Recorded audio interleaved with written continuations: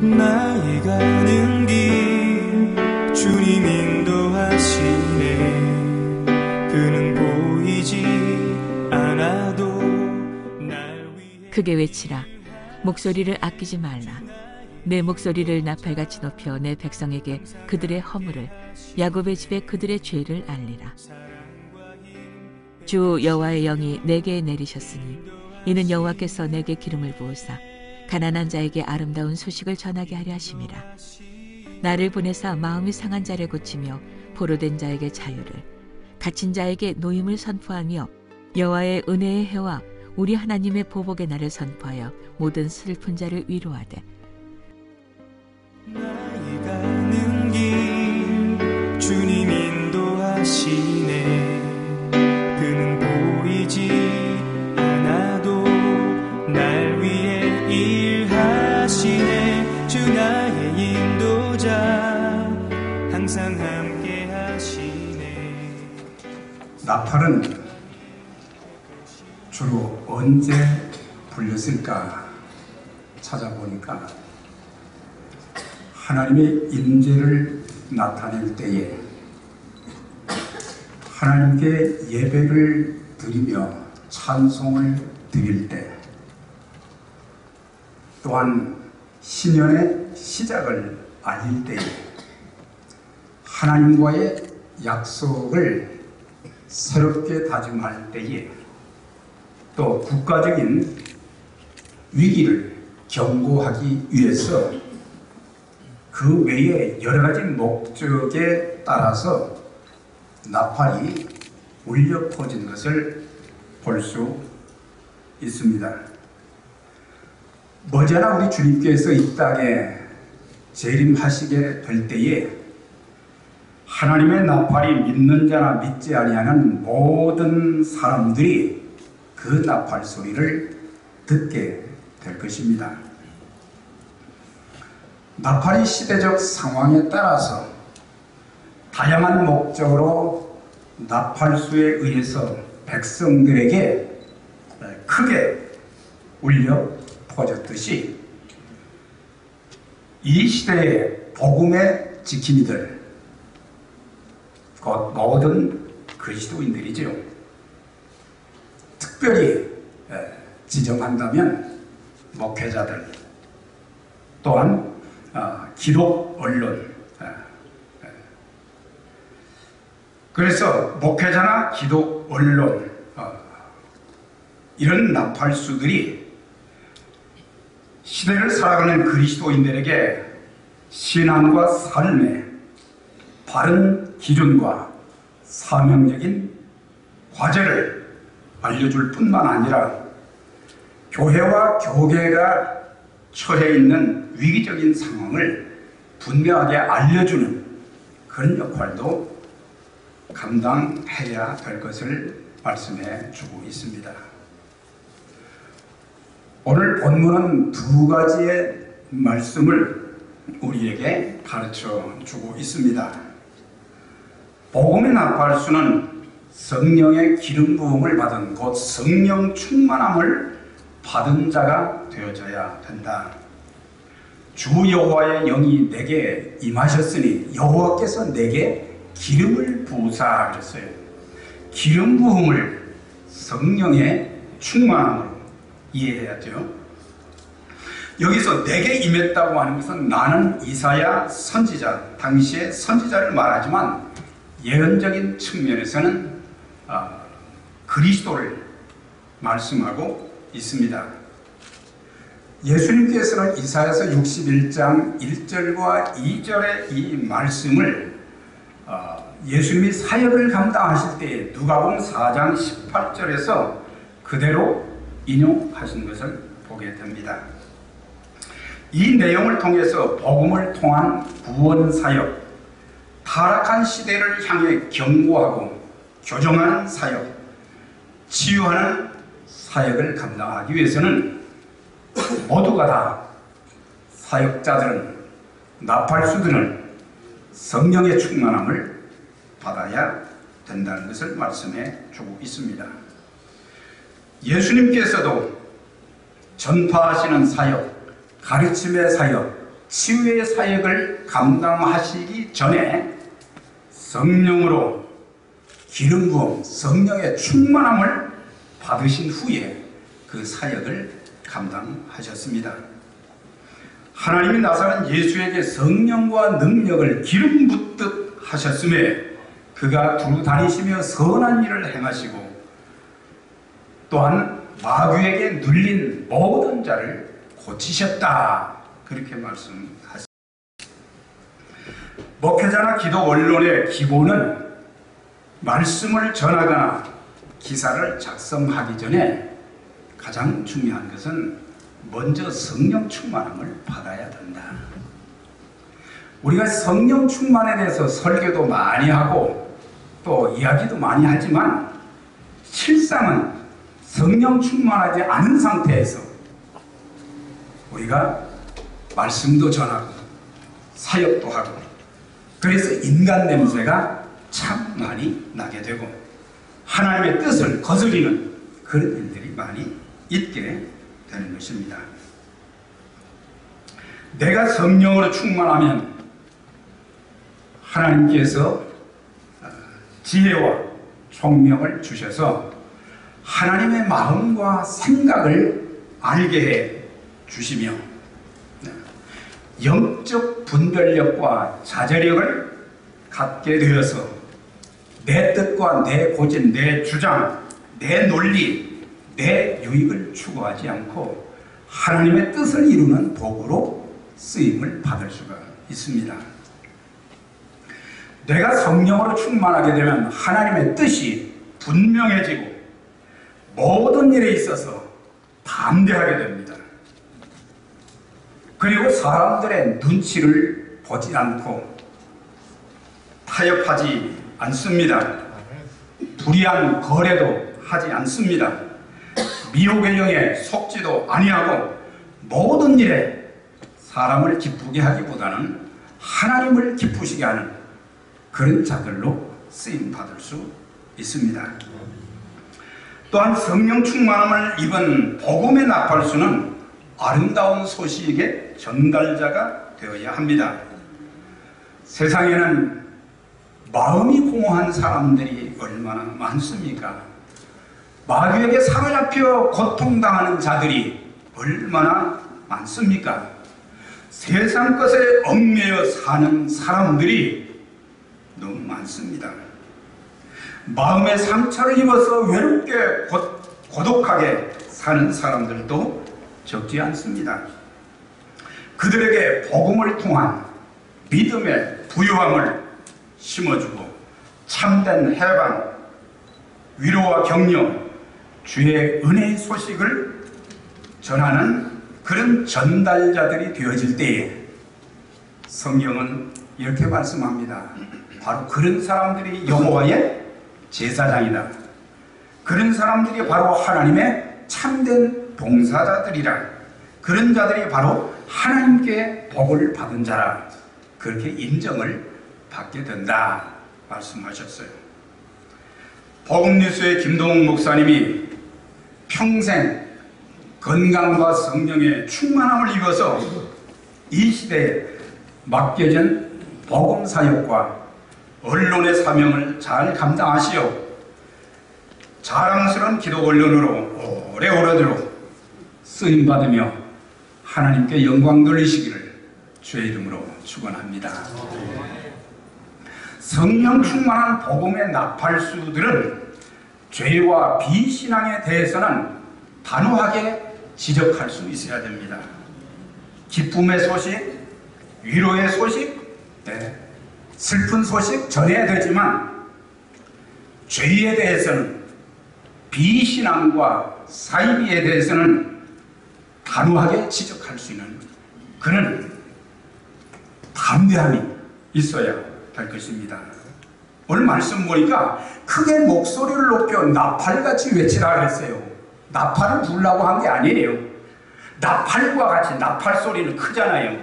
그러니까 기독 언론이나 그리스도인들이 특히 하나님의 종들이 이 시대에 죄악이 들끓는 이 시대에 어두워져가는 이 세상 시대에 악한 마귀가 날뛰는 이 시대에 크게 목소리를 높여서 나팔같이 외치라 그랬어요. 이것은 모든 사람들이 들을 수 있도록 분명하고 크게 외치라, 그런 말씀이죠. 그런데 무엇을 외치느냐? 앞부분에서는 복음적인 내용을 외쳐야 된다. 그러나 오늘 58장을 쭉 이렇게 읽어보니까 그 백성들의 허물과 죄를 외치라 그랬어요. 그러니까 그 백성들이 잘못하는 것을 보면서 그냥 눈과 귀를 막아 버리지 말고 그들이 지금 어떤 상황에 처해 있는지 그것을 알려주라고 하는 거예요. 이사야 58장이 기록되던 그 당시에 이스라엘 백성들 또 정치 지도자들은 제외하고라도 그때 당시 종교 지도자들에 대해서 하신 말씀이 있어요. 그건 뭐냐? 자기들이 종교적인 행위를 제사를 드리고 말씀을 전하고 그렇게 하면서도 금식하고 기도하면서도 자기들이 지은 허물과 죄를 깨닫지 못하고 있었다는 사실이에요. 회개하지도 않으면서 그들은 금식하고 기도했어요. 목사가 되면은 금식 자주 하려 또 기도 매일 합니다.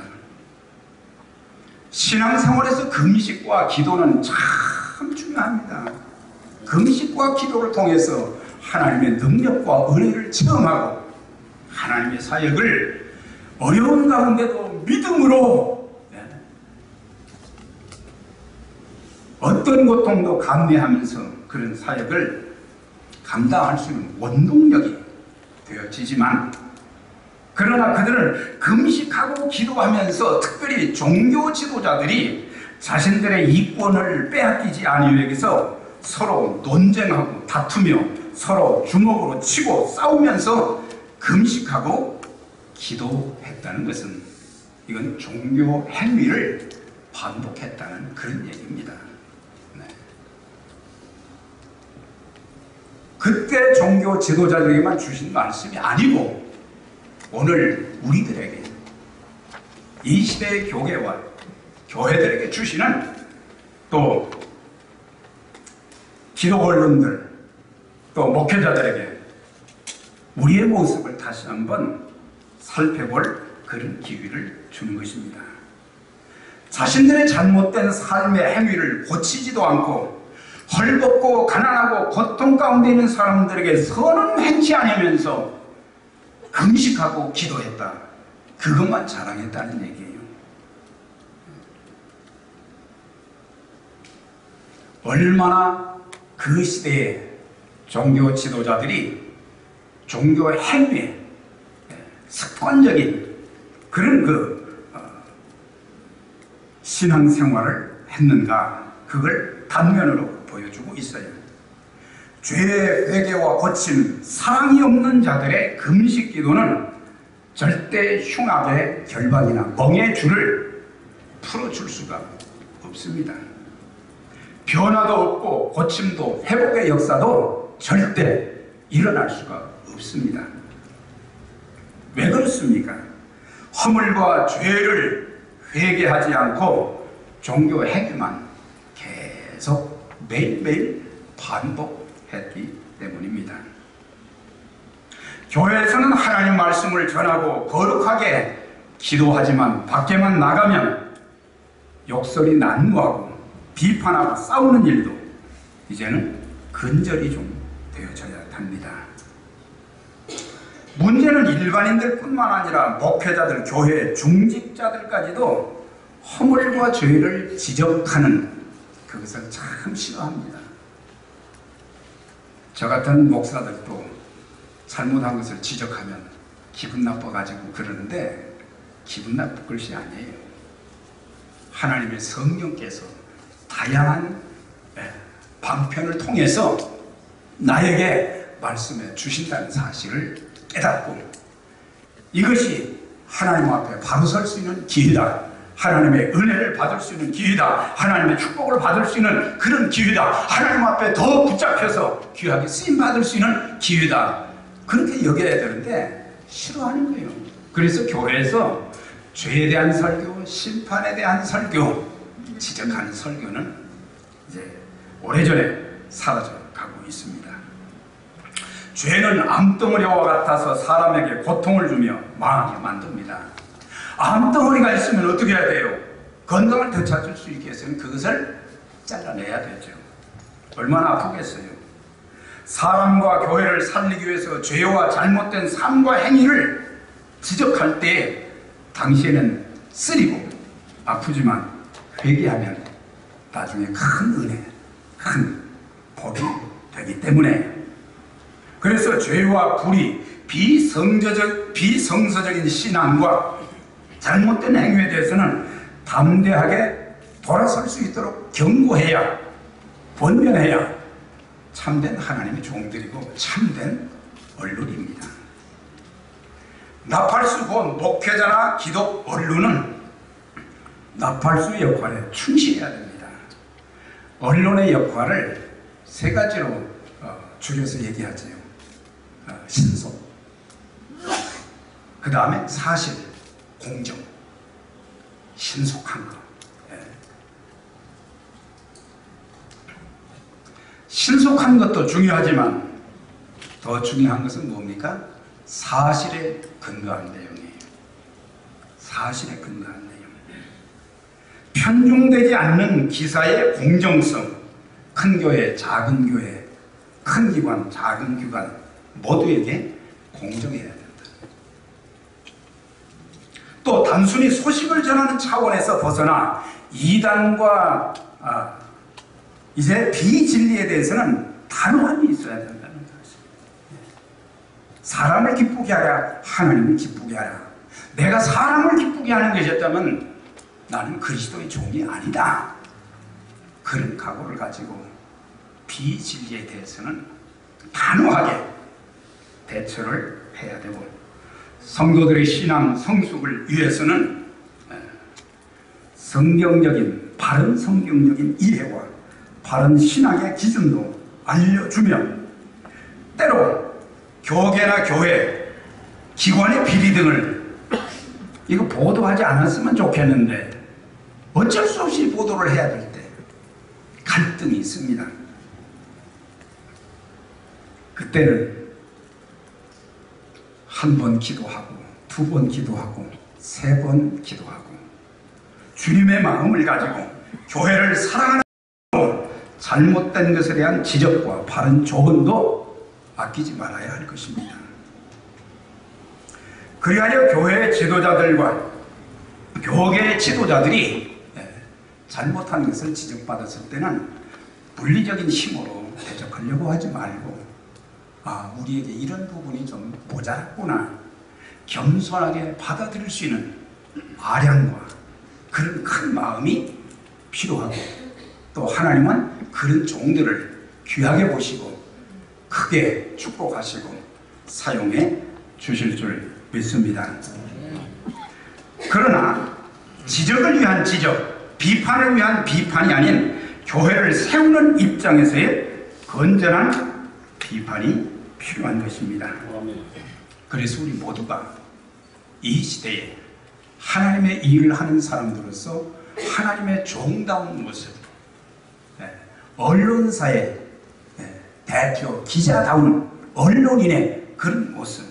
세상 언론은 무조건 폭로지만 기도 언론은 하나님 앞에서 하나님의 백성들을 향해서, 교회를 향해서, 교계를 향해서 바른 길로 갈 수 있는 그런 지침을 제시해 주어야 되기 때문에, 그래서 성령의 사람이 먼저 되어야 하고, 성령의 사람이 되어지면 하나님이 같이 하시는 거예요. 하나님 같이 하시는 거예요. 이제 정리합니다. 복음뉴스는 그냥 소식만을 전하는 매체가 아닌 복음과 복음적인 내용을 전하며 이 시대의 건전한 교회를 세워가는 그런 매체가 되어져서 하나님의 말씀에 순종하면서 성령의 이끌림을 받아 사역을 하게 될 때에 하나님께서 복음 뉴스를 1년 동안도 엄청 확장시켜 주시고 복을 주시고 은혜를 주셨는데 갈수록 그 사역의 지경이 넓어지고 하나님 앞에 귀하게 쓰임받는 그런 역사가 있기를 주의 이름으로 축원합니다. 기도하겠습니다. 주의 말씀 영원히 내 삶 속에 새 일을 행하리.